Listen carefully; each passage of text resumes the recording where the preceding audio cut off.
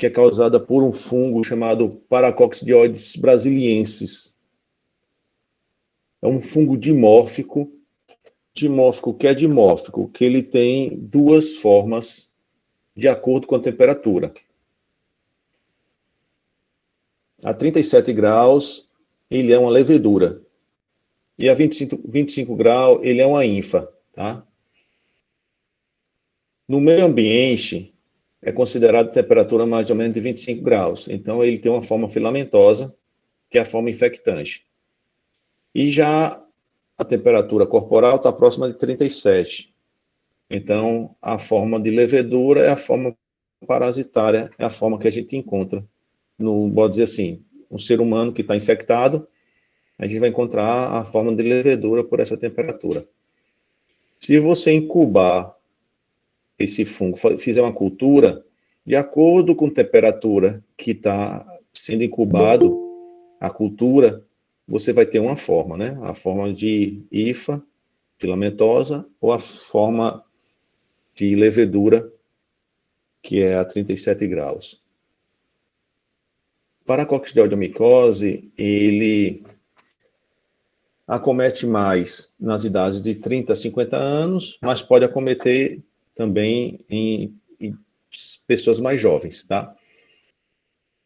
Sexo. Não tem prevalência de sexo. Quando for abaixo de 12 anos, o acometimento é igual, masculino e feminino. Acima de 12 anos tem uma prevalência do sexo masculino. Mas também tem algumas teorias que dizem o seguinte, que o acometimento maior do sexo masculino também é porque, às vezes, o homem se expõe mais em alguns locais que tem o aumento de casos desse fungo. Tá? Paracoccidioidomicose é um fungo que está mais presente pelo litoral, regiões mais frias. Então, seria o lavrador que entra, tem uma atividade rural, que entra numa mata para fazer um extrativismo, alguma coleta, alguma caça, alguma coisa, tá? Então, ele pode, teoricamente, dizem que o homem se expõe mais, por isso talvez tenha um acometimento maior. E também existem algumas teorias que dizem que algumas mulheres não desenvolvem tanto por questão, alguma defesa que tem da infecção. Que seria o que eu estou tentando dizer, que são os lavradores. Então, os homens, o perfil do homem é mais de estar em contato com um fungo, e teoricamente seriam as mulheres que estariam em casa, tomando conta de outros afazeres. Essa é uma das teorias. Então, a presença maior do fungo é encontrado em solos férteis e florestas tropicais e subtropicais da América do Sul e Central, com uma temperatura média de 17 a 24 graus Celsius. Então, nós encontramos mais esse fungo na presença pelo litoral, tá? Zona da mata, que tem uma temperatura. A transmissão inalação de células fúngicas, propágulos, entra por via respiratória, porta de entrada pulmonar. Não há relato de transmissão de homem a homem. Então, aqui seria a via de entrada do fungo.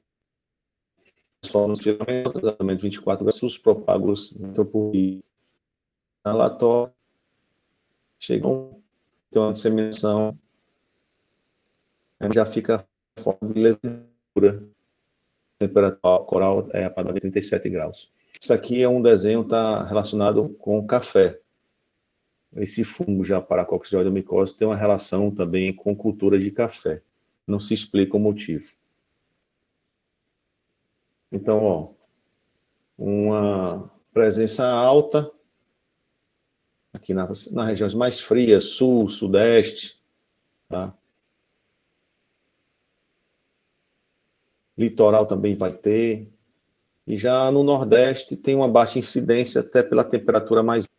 É um fungo que não se encontra na nossa temperatura. Se você encontrar um paciente com paracoccidioidomicose em Petrolina, aqui no Nordeste, no interior, provavelmente ele se infectou em outro local e veio infectado para aqui. Então, quais são como é a patogenia desse fungo. Tem relação também com a quantidade do inóculo, de quantidade de fungo que é aspirado, né, no processo de infecção. E também esse fungo tem características seguintes: tem alguns fungos, qual é a carga do inóculo e também a virulência. Se esse fungo que foi inoculado, ele tem uma virulência maior. Já com fungo não se encontra tanto essa questão de virulência, não. A gente encontra mesmo, como o nome mesmo diz, virulência se encontra muito com vírus, mas a gente pode ter uma diferença de cepas com relação a fungo também. E o hospedeiro tem relação com o estado nutricional, é uma pessoa bem nutrida, se tem história de alcoolismo, tabagismo, se tem alguma co-infecção, principalmente infecções que baixam a imunidade, uso de drogas, imunossupressoras, algumas outras doenças que consumem o paciente e ele tem uma baixa imunidade. Pode facilitar o aparecimento dessas infecções fúngicas. Como um paciente que talvez o paciente tenha um bom processo, uma boa defesa, um bom sistema imune, ele pode até se infectar, aspirar o fungo e não desenvolver doença. Teve só o contato com o fungo. Então, nós temos alguns tipos de infecção por paracoccus de micose. Só a infecção, foi o que eu comentei agora há pouco, ele teve contato com o fungo, mas não desenvolveu infecção. E tem a paracoccus de micose, doença propriamente dita. Temos a forma aguda e a forma crônica. A forma aguda está mais relacionado com jovens, adolescentes, adultos jovens, com os adultos e os adultos com uma idade maior. Eu vou mostrar neste instante. A forma aguda pode ser dividida em subaguda a grave e a forma crônica em unifocal e multifocal. Essas formas podem ser divididas em leve, moderada e grave. E eu posso ter um processo sequelar, que é um paciente que teve a paracoccus de micose, doença, e... Desculpa que me atrapalhei. A paracoccus de doença e curou e ficou com uma sequela.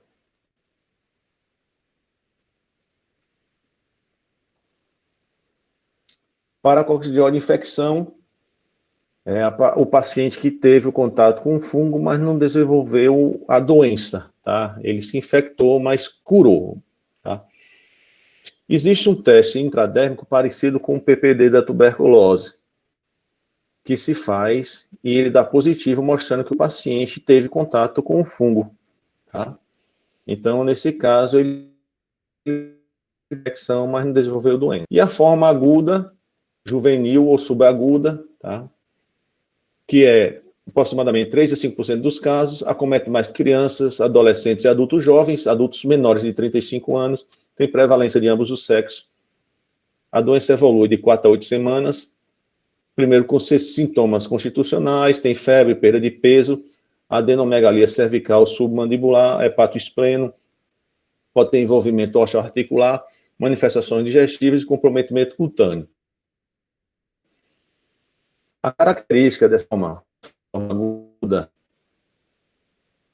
é as lesões de pele e o acometimento de linfonomegalias, adenomegalia cervical e submandibular. Então, o paciente tem isquia com o principal achado são essas linfonodomegalias, tá? Com nível líquido, presença de pus. Tem acometimento cutâneo e adenomegalias. Você palpa aqui, tem nível líquido. E se você drenar, aspirar, vem uma secreção purulenta. Ó, adenomegalias, tá? Parece que tem um aqui também subclavicular. Aqui deve ter um que drenou. Aqui, ó, no pescoço também tem. Você faz uma drenagem dessa adenomegalia e vem uma secreção purulenta. Tá? Aqui dá para você fazer um exame direto, que eu vou mostrar mais na frente, e visualizar. As formas cônicas tá mais comum com os adultos mais velhos, tá? De 30 a 60 anos. já tem o predomínio do sexo masculino, as formas, a forma aguda está mais relacionado com os adultos jovens e não tem uma preferência por sexo. O masculino é igual ao feminino, mas já formas crônicas com predomínio do sexo masculino. Lesões tegumentares e pulmonares. A forma crônica unifocal acomete só um órgão ou sistema, de preferência o pulmonar, que é a porta de entrada. E vai ser um quadro clínico semelhante à tuberculose. Você olha o raio-x desse aqui, você não tem como se é tuberculose, se é paracoccidioidomicose. E ele tem toda a clínica de tuberculose: tosse, falta de ar, dispneia, emagrecimento, adiamia. Como o órgão do sistema mais comum é o pulmonar. Menos comum são cutâneo, sistema nervoso central, adrenal e osteoarticular. O mais comum é o pulmonar, que é a porta de entrada. Quando ela é multifocal, ela vai acometer o pulmonar mais uma outra lesão, principalmente de cutâneo ou mucosa. Tá? Multifocal, pulmão e lesão cutânea ou de mucosa. Então, ó, mucosa oral, tá? Cutânea aqui, o nariz, mas o acometimento pulmonar. Lembrando que o acometimento pulmonar é semelhante à tuberculose. Tá? Quadro clínico com algumas imagens nodulares, algumas confluentes, semelhante, parecendo também tuberculose. E acometimento de mucosa, aqui em cima. Provavelmente aqui é um quadro sequelar também. Se você trata uma mucosa que é muito mais acometida, a mucosa oral. Eu vou mostrar uma outra foto. Acometimento de língua, tá? E os quadros sequelares é o quadro da cicatrização.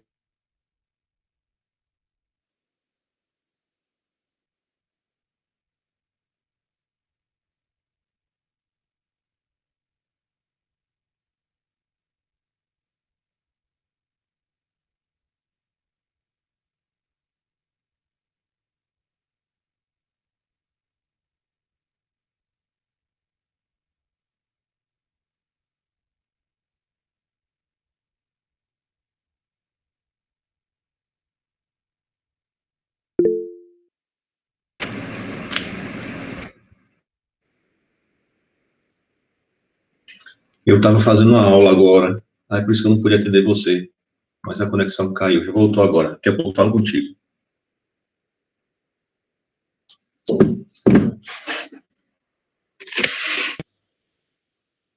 Voltamos? Sim, voltamos.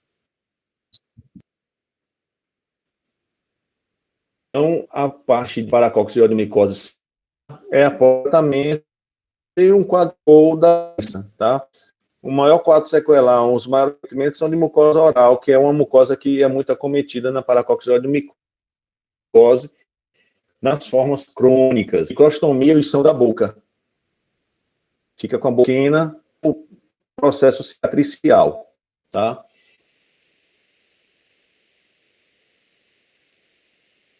Pode ter estenose de lado.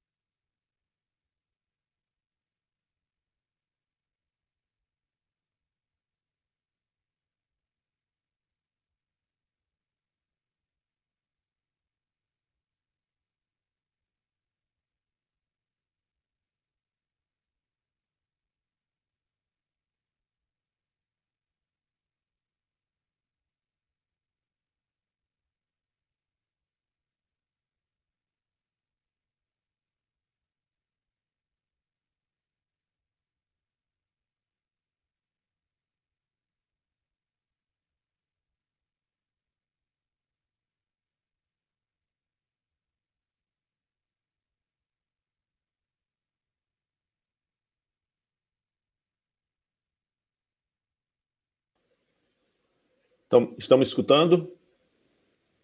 Sim, estamos.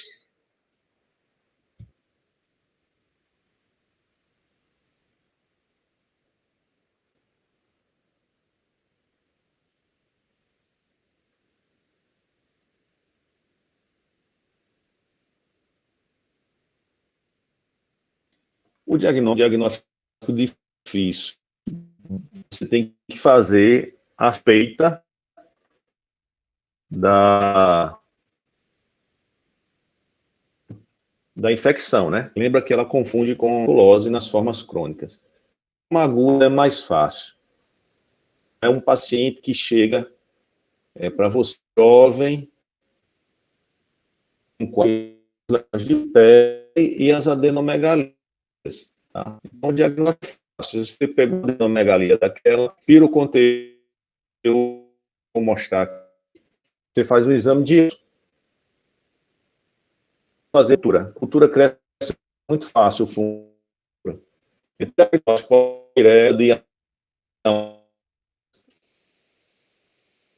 biópsia, aspirado de gânglio do absceno. E tem também as sorologias. As sorologias não são tão boas. Tá?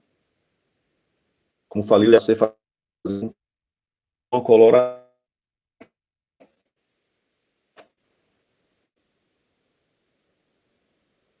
Todo mundo vê essa imagem. Você não vai esquecer nunca mais. A sabor de potássio. Você pegar uma coloração direta. Muito fácil. Tirou preparou com hidróxido de potássio e visualiza no microscópio. Você vai ver aqui as orelhas são fungo também. Mas tem característica.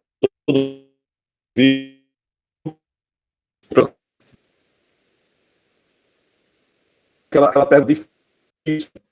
A dor,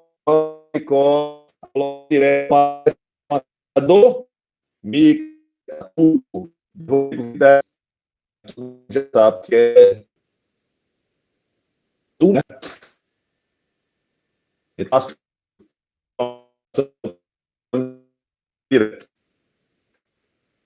Tratamento. Um dos melhores,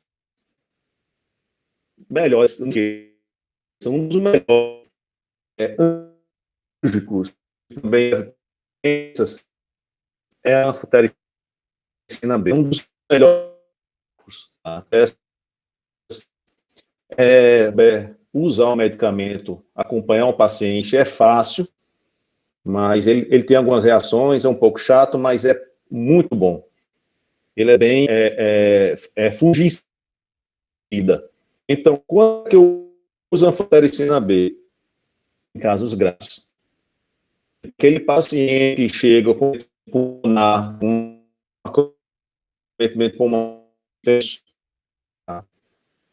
já tem tem espinha, tem febre, um quadro mais grave, vou começar com um tratamento mais potente. Então, vou usar a anfotericina B. Tá? Se ele já chega com um quadro mais leve, eu posso começar direto com a sulfa. A sulfa é tratamento de escolha. No caso mais, vou fazer anfotericina alguns dias e depois passo para um tratamento manual. E também outras opções, certo? Cetronazol e fluconazol, que deixa o melhor de escolha ainda do cetronazol. Então, começo a anfotericina B. Anfotericina B, a apresentação máxima que pode ser feita por dia. Anfotericina B só pode ser hoje. Tá? Mais graves, paciente que sulfa, tem resistência e intolerância a sulfa. A dose é 1 mg por quilo de 50 quilos, já vão, dose não para também dia. ela é ativa, eu vou todo dia. Tem gente que começa com 50. Ela causa anemia, ela potássio, são causa renal, tem pode estar usando o medicamento. Então, tratamento só variação renal do paciente,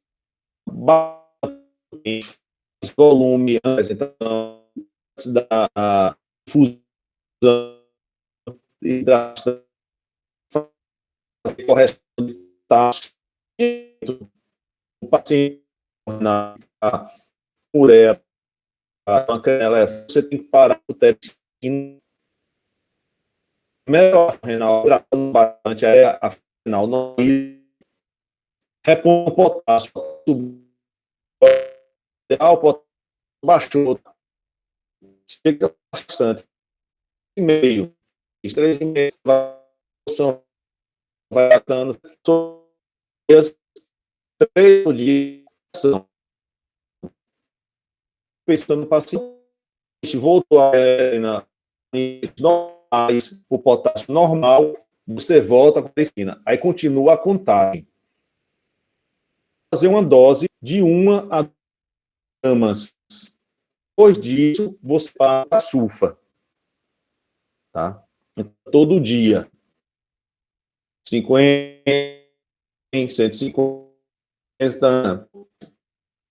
Usar, quando voltar a usar a medicina, continua a contagem de onde parou. 250, entender? Se alguém não entender, fazer alguma pergunta. Tem retenção azotática. Entendi. A contagem da dose fundir todo dia. Eles começam não com dose máxima, com 30 miligramas, 35, 40. Se você já tem uma dose é 50, ninguém faz mais do que 50 miligramas por dia. É a dose máxima de anfotericina. Beleza. Então, você fez hoje a anfotericina do paciente hoje, 50. Fez amanhã, mais 50. Já deu 100 miligramas.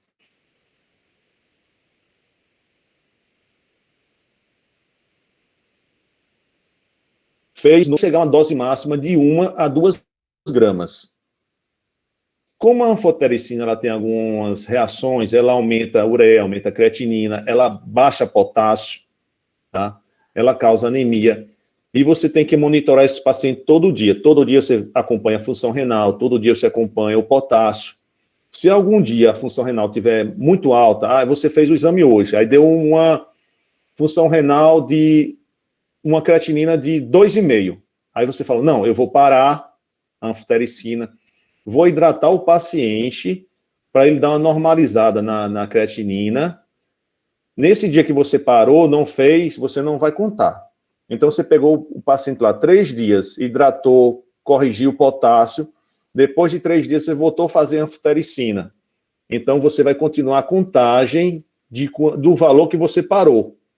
Eu parei, a anfotericina estava 500. Aí eu voltei a fazer. Aí você vai 550, 600, 650, 700, até fazer uma dose de 1 a 2 gramas. Quando você fez uma dose de 1 a 2 gramas de anfotericina, aí você pode parar e continuar com a sulfa. Entendeu? Entendi sim, obrigado. Então, você fez uma dose de 1 a 2 gramas. Como é que você sabe se é 1 ou 2 gramas? Vai tateando também pela clínica. É um paciente que tem uma forma crônica. Você vai ver se ele melhorou o quadro pulmonar. Se é um quadro pulmonar que é ainda extenso. É um quadro pulmonar extenso, então eu vou fazer 2 gramas. Ele já melhorou.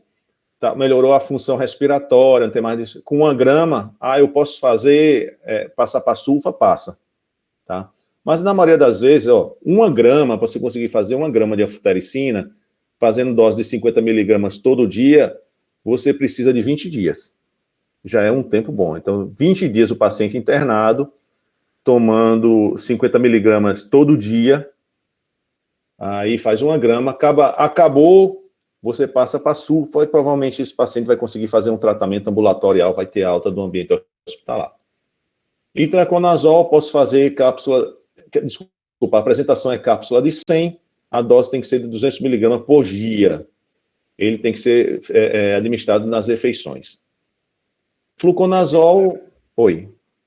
A sulfa faz sempre com o trimetoprim associado ou pode fazer só a sulfa separada? Não, a sulfa, ela só existe associada. Tá certo. Sulfametoxazol só existe associada com trimetoprim. Você não encontra ela separada, não. Tá? Tá certo. Fluconazol, a gente tem cápsula de 100 e de 150. A dose tem que ser 400 miligramas por dia. Já fica uma quantidade chata de fazer. Tá? E a sulfa, a apresentação é junto, sulfa com trimetoprim. A apresentação é 400 por 80, 400 de sulfa, 80 de trimetoprima, ou prim. Tá? E tem ele com a apresentação F, Bactrim F, não sei o que F, que é a dose dupla. 800, 160. Começa com 3 comprimidos a cada 12 horas, por 21 dias, e depois vai reduzindo a cada 21 dias, tá? A sulfa também é uma droga de escolha, tem uma boa porcentagem de cura, e você usa, na maioria das vezes, pode usar só para casos leves, que não precisa de anfotericina. Caso grave, começa com anfotericina e passa para a sulfa. Quais são os critérios de cura? Melhora clínica, melhora radiológica, melhora micológica. O que é melhora micológica? É você começar a fazer cultura e dar negativo. Tá? Eu fiz uma imunodifusão. Começou a dar menor, começou a titulação a baixar. Está dando 1:2 ou negativa em algumas amostras sucessivas, com intervalo de pelo menos 6 meses. Ou alguns, quando não tem um exame, critério de alguns exames. VHS normal, mucoproteína normal, eletroforese de proteínas normais, por 3 meses consecutivos, quando eu não tenho uma imunodifusão. Se eu tenho uma imunodifusão, eu vou usar como critério uma titulação baixa ou negativa em 2 amostras com intervalo de 6 meses. Quando eu não tenho uma imunodifusão, eu vou usar os critérios VHS, eletroforese de proteína eletroforese de proteínas e mucoproteínas como normais por 3 meses consecutivos, além dos critérios de melhora clínica, radiológica e micológica. Tranquilo? Podemos passar para... Deixa a pergunta para o finalzinho, então. Vamos passar para a próxima. Histoplasmose. Tá? Histoplasmose a gente tem visto muito associado com HIV. Tá? Também é um fungo dimórfico. O fungo é o Histoplasma capsulatum, na forma de levedura, 37 graus, e a forma filamentosa, as hifas, aproximadamente 25 graus, tá? Já histoplasmose, vou mostrar para vocês, ele está associado com morcegos, contaminação de solo, poeira, por animais, morcegos, por aves, por galinhas, tá? Quem faz turismo ecológico, você pode entrar numa caverna, você corre um risco de se infectar por histoplasmose. Porque às vezes a caverna está lá, um morcego voando, aí tem pode ser um ambiente com o ar contaminado de fezes de morcego, e pode ter nessas fezes a presença do fungo, que a porta de entrada é a mesma do paracoccus de oidomicose. Casas abandonadas, chaminé, construção antiga, tá? Está relacionado também com pombos, morcegos e árvores caídas. Então, epidemias em exploradores de cavernas e lugares que são lugares ricos em fezes de pássaros e morcego. Tá? Então, é um fungo que já tem, diferente do paracoccus de oidomicose, que está relacionado com a zona rural, tá? Ambiente rural. A histoplasmose está associado com o ambiente urbano, tá? Que seria casas abandonadas também, morcegos. Morcego a gente encontra muito em zona urbana também. Tá? Então, processo, inalação do fungo, disseminação linfohematogênica, vai chegar no baço do fígado, medula óssea, E a doença também depende do número da inoculação, da quantidade inoculada, que aqui a gente já chama de microconídeos. Então, se for uma carga inalatória muito grande, tende a fazer uma doença mais grave. Carga inalatória pequena, doença mais leve, e depende muito do quadro do hospedeiro, tá? Tem algumas apresentações que eu vou mostrar. Aqui, uma célula, um leucócito, contaminado com um neutrófilo, contaminado com o fungo, tá? Então, as formas clínicas, formas pulmonares aguda e crônica e as formas disseminada aguda e crônica. Forma pulmonar aguda. Mais comum em pacientes sem nenhum déficit imunológico, pacientes competentes, tem um período de incubação de 3 a 21 dias. É um quadro autolimitado, ele, na maioria das vezes, não precisa de tratamento, tá? É uma síndrome gripal com febre, cefaleia, uma astenia, tosse seca, anorexia e mialgia. Tem uma remissão espontânea em 6 semanas. O raio-x vai apresentar um infiltrado em base pulmonar com adenomegalia mediastinal e pode apresentar também nódulo calcificado em pulmão ou linfonodo. Ó, tem um nódulozinho calcificado aqui. Também igualzinho à tuberculose, tá? Tuberculose, a prima infecção, vocês vão lembrar, pode ter nódulo também calcificado na prima infecção. É um quadro clínico parecido com outras infecções, tá? Alguns quadros virais. Então, é muito difícil o diagnóstico também de histoplasmose. Às vezes, a pessoa se contamina. Na maioria das vezes, a pessoa vai se contaminar, vai curar e nem sabe que teve histoplasmose, no caso dos pacientes imunocompetentes. A pulmonar crônica, tá? Adultos com alguma doença de base. DPOC, tabagista, pacientes com maior de 50 anos, idosos, tem algum fator predisponente. Tá? Quadro clínico semelhante à tuberculose, febre, tosse, escarro purulento, hemoptôico, perda de peso, diarreia do torácico. Ou um raio-x, um acometimento em ápice, aqui parece até uma caverna, tá? Então, é um quadro clínico semelhante à tuberculose. Vira um diagnóstico diferencial tuberculose. Como a tendência nossa sempre vai ser pesquisar primeiro tuberculose, então você pesquisa tuberculose, se o paciente não melhorar, um dos critérios, dos diagnósticos diferenciais seria histoplasmose também. Raio-x, envolvimento simétrico, ápice, cavitações. Eu tive uma paciente em Senhor do Bonfim, uma senhora idosa, um fator dela era só a idade, mas era uma pequena produtora rural, e provavelmente ela se contaminou no galinheiro, tá? Criava galinha e tal. Aí passou um tempão pensando em tuberculose, investigando, até que chegamos ao diagnóstico, era histoplasmose. Então, as formas disseminadas, tá? Tem as formas graves e formas moderadas.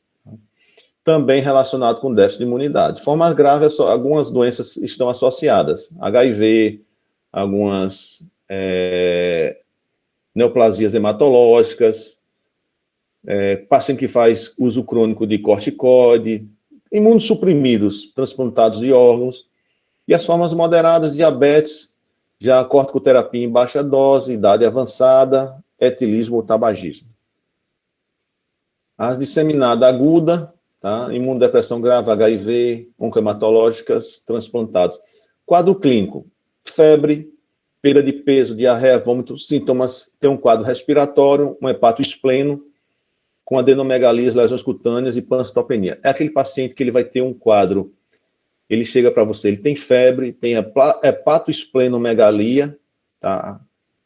Tem adenomegalias e tem pancitopenia. Então, você vê que é um quadro mais sistêmico, assim, tem envolvimento, tem pancitopenia, tem hepatoespleno, tem febre, tá?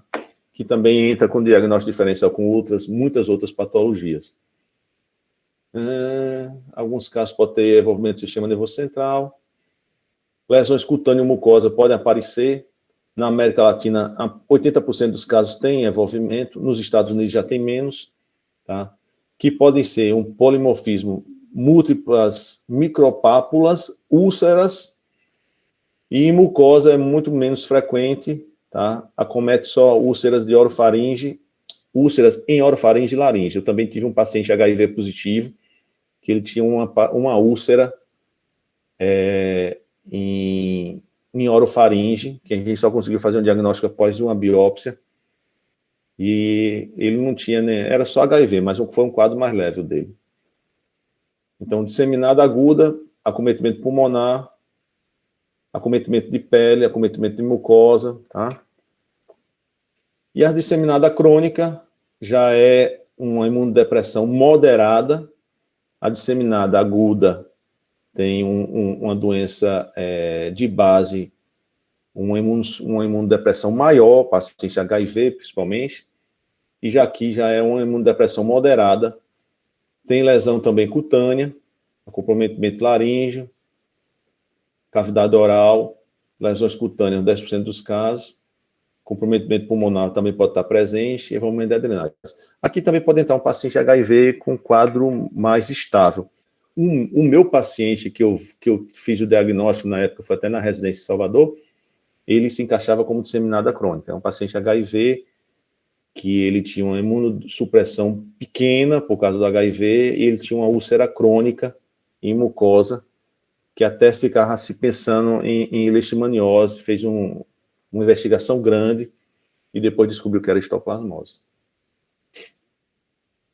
Disseminada crônica, acometimento de mucosa, língua, tá, acometimento de pele,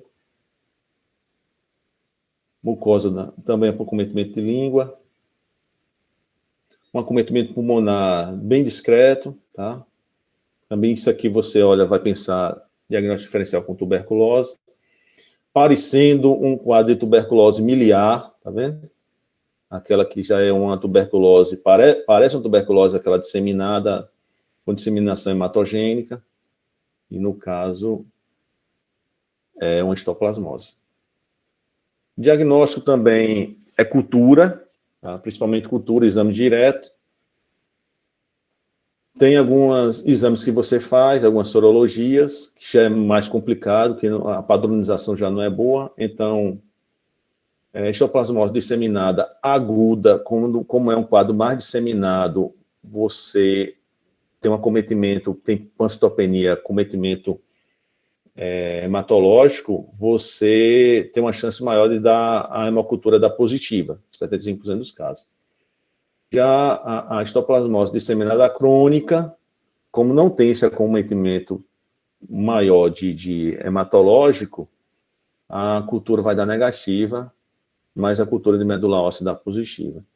E tem também, no caso, naquele quadro dos pacientes imunocompetentes, você pode saber que ele teve por um intradérmico também, que é a histoplasmina, tá?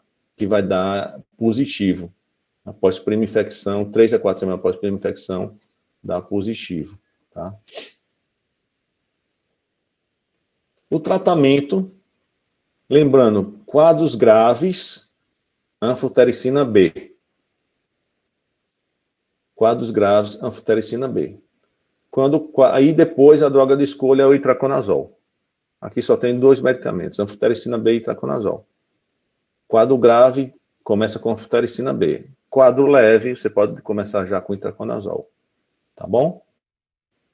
Aqui eu não vou nem detalhar o tempo, não. Só os medicamentos. Anfotericina B e itraconazol. Alguma pergunta aqui? Vamos deixar para o final, né? Criptococose é a terceira micose profunda. Aqui já é mais comum que a gente vê falando junto com o HIV, tá? Anda muito junto também com HIV. Histoplasmose também, mas criptococose, até vocês vão ver que é doença oportunista, tá? Doença definidora de AIDS, é causada pelo Cryptococcus neoformans, tá? Que é uma levedura, não é um fungo dimórfico, é o único que não é dimórfico das 3 infecções, tem grande afinidade pelo sistema nervoso central e ele causa muito meningite, tá? Tem algumas variedades do fungo, tá? São divididos em sorotipos, de A a D. Sorotipo A, variedade Grube.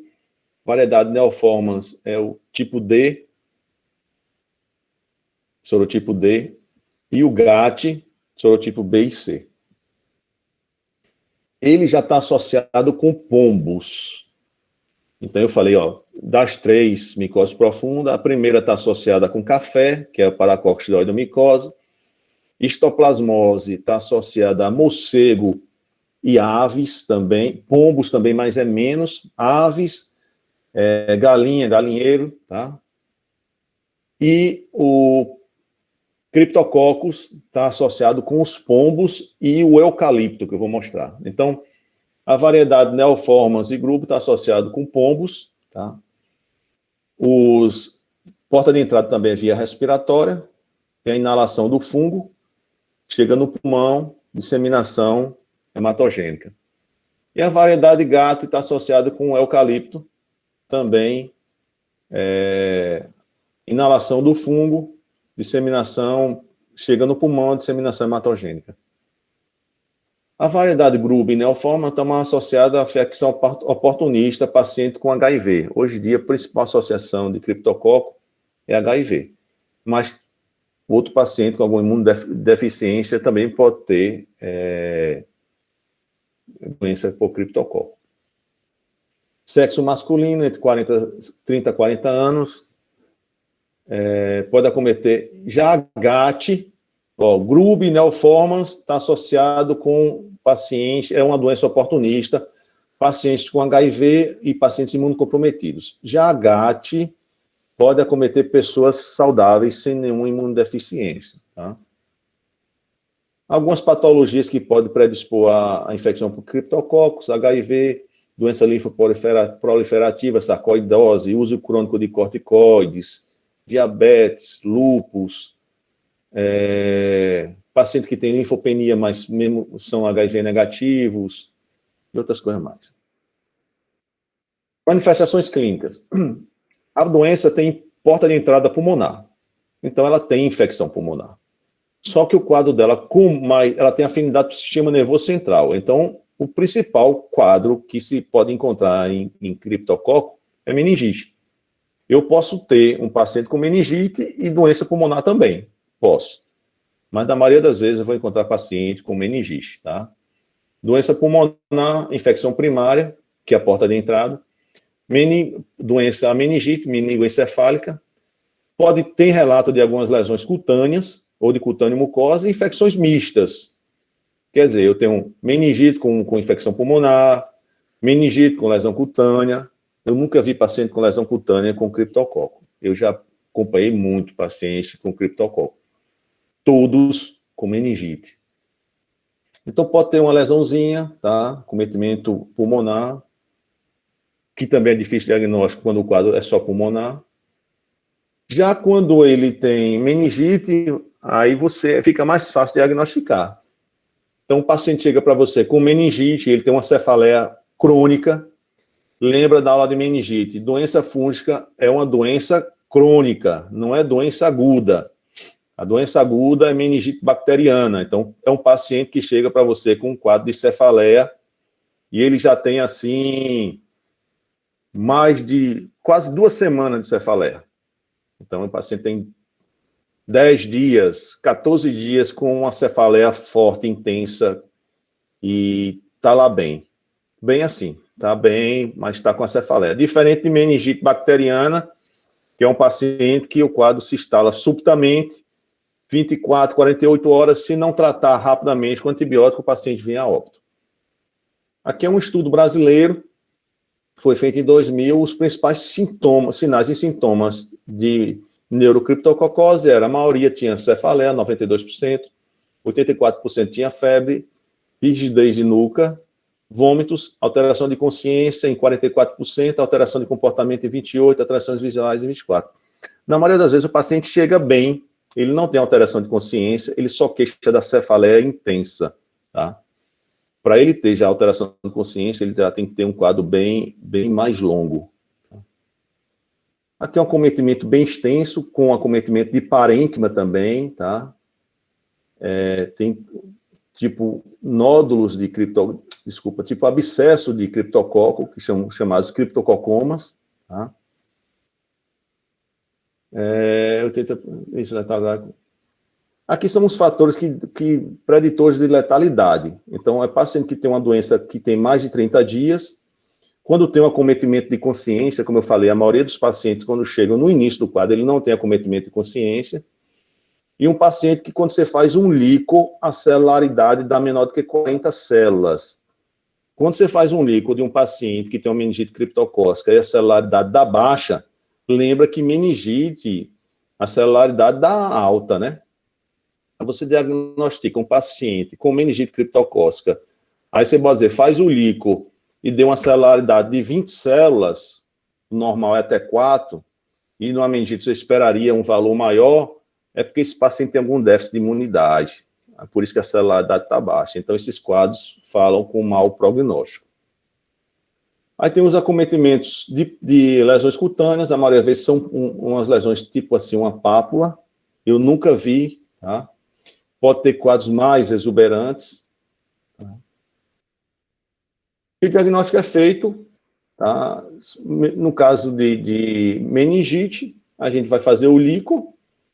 Se for uma suspeita pulmonar, fazer cultura de escarro. Se for de pele, fazer biópsia. Lico, no caso, também seria a cultura do lico. Com aquela velha imagem que eu tô falando, já falei sempre, né? Na aula de HIV também comentei, que é o exame do tinta da China, que é um exame também muito fácil, com a tinta normal que a gente usa, tinta nanquim, até uma tinta dessa de carimbo dá para fazer, centrifugou, botou o centrifugado numa lâmina, pinga uma gota de tinta e bota a lamínula por cima. Na hora que a tinta preenche todo o espaço entre a lamínula e a lâmina, e você vê uma falha de preenchimento, tá? A parede externa do fungo, e aqui, no caso, ele está até em brotamento, ó. Membrana celular, parede externa do fungo. Existe um teste de aglutinação em látex, que pode ser feito, que procura um antígeno capsular, pode ser feito direto do lico, tá? E pesquisa também de anticorpos no sangue. O tratamento, esse tratamento está meio desatualizado. Então, o tratamento, flucitosina se usava antes, no Brasil não existe mais, não usa, hoje a gente só usa anfotericina, tá? 0,7 miligramas quilo dia, lembrando que a dose máxima é 50 miligramas, que eu já falei, tá? Esquece a flucitosina, por 14 dias, você faz uma cultura de lico, se for no caso meningite, a cultura de lico, se ela veio, não cresceu fungo, em 14 dias, você passa para fluconazol, faz mais 8 a 10 semanas. Se em 14 dias ainda cresceu um fungo na cultura, você estende por um pouco mais, faz nova cultura. Quando a cultura vir negativa, você passa para o fluconazol. Tá? Alguma dúvida? O professor, dentre essas doenças todas, por se assemelhar aí com a tuberculose, mas nenhuma delas tem transmissão homem-homem ou há o risco? Não tem transmissão homem-homem, não. Não. Ela precisa vir da Cryptococcus, precisa vir do pombo, tá? Do pombo, tem um relato com eucalipto. Histoplasmose, morcego, não tem relato de transmissão homem a homem, não.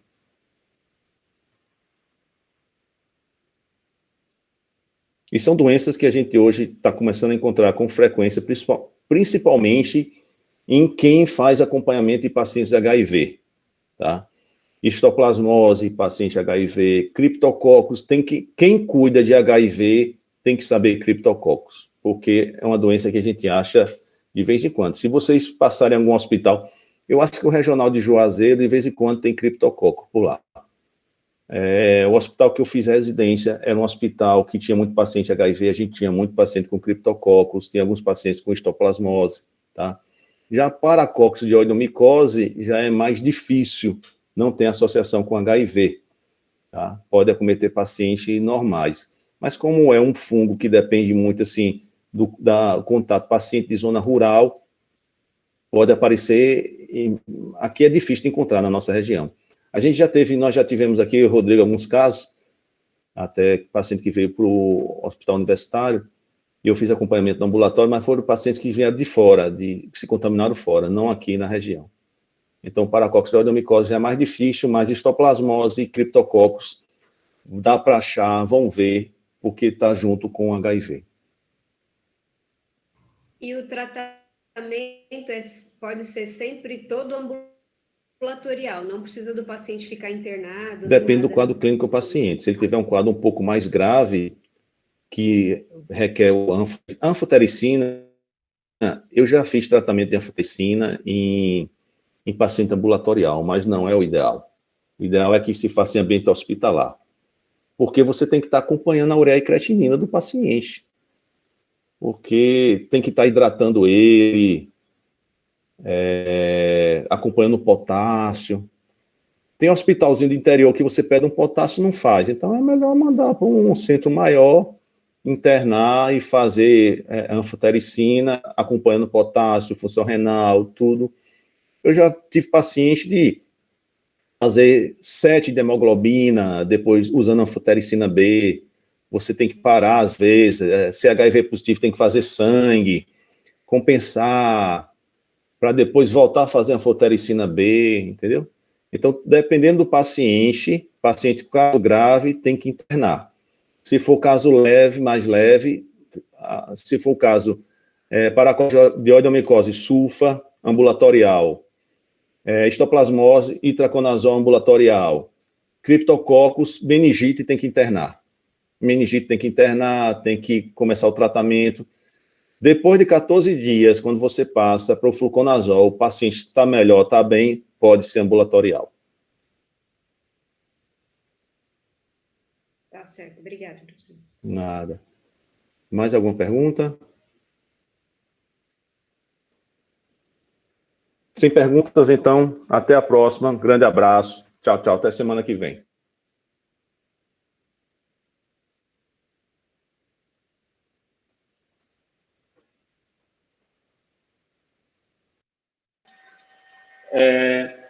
Ele saiu.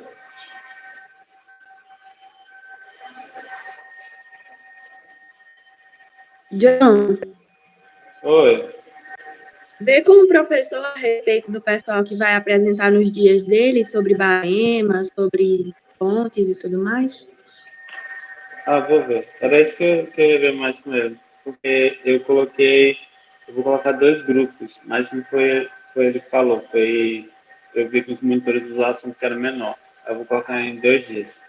Aí eu queria que ele confirmasse se a usação foi a mesma, etc. Aí eu vou perguntar para ele, porque o Vidéres pediu para falar com ele, né, sobre referência, aí eu vou ver se ele quer que fale com ele ou se ele passa. Valeu, John. Chamado.